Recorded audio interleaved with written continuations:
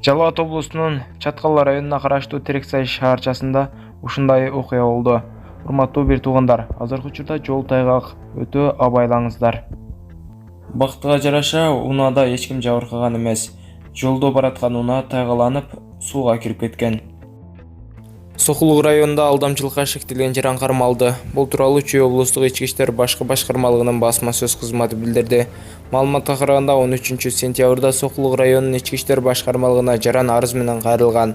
Анда 2022-жылдын февраль айында Военно-Антоновка айылындагы унаа базарынан бир адам андан 650 миң сомго Mercedes-Benz 814 үлгүсүндөгү унаа сатып алганын билдирген.